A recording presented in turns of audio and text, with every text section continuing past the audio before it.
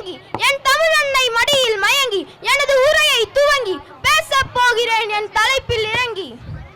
விவசாயி விவசாயி கடவுள் என்னும் முதலாளி கண்டெடுத்த தொழிலாளி. விவசாயி விவசாயி உங்களுக்கே தெரிந்திருக்கும் நான் என்ன தலைப்பில் பேச போகிறேன் என்று. ஆம், விவசாயம். விதைத்தவன் உறங்கினாலும் விதைகள் ஒருபோதும் உறங்குவதில்லை. ஒரு நாட்டின் முதுகெலும்பு விவசாயம். விவசாயி சேற்றில் கால் வைத்தால் தான் நம்மால் சோற்றில் கை வைக்க முடியும் என்பது விவசாயம் குறித்த அழகிய பொன்மொழி. மக்களுக்கு தேவையான உணவுக்கும் நாட்டின் பொருளாதார வளர்ச்சிக்கும் விவசாயம் முக்கிய பங்கை வகிக்கின்றது. உலக நாடுகள் விவசாயத்தில் அதிக தொழில்நுட்பங்களை புகுத்தி உணவு உற்பத்தி அதிகரித்து வருகின்றன.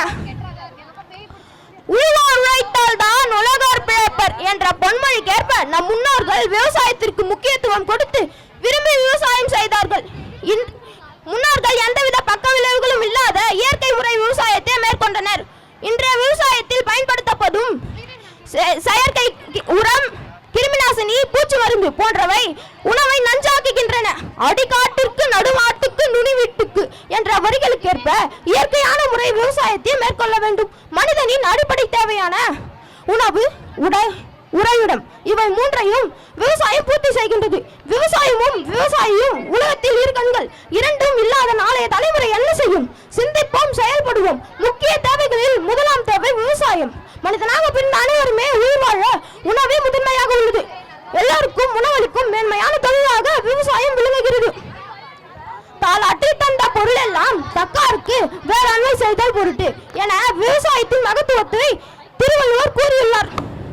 விவசாயம் பல உயிர்களுக்கு வாழ்விடத்தையும் உணவையும் வழங்குகின்றன.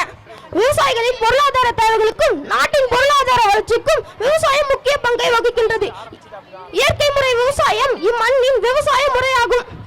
இயற்கை முறையிலான கிருமிநாசினிகள் பயிர் செய்கையில் பயன்படுத்தப்பட்டது. அதனால் அக்கால மக்கள் நோய் நொடிகள் இல்லாமல் இருந்தன.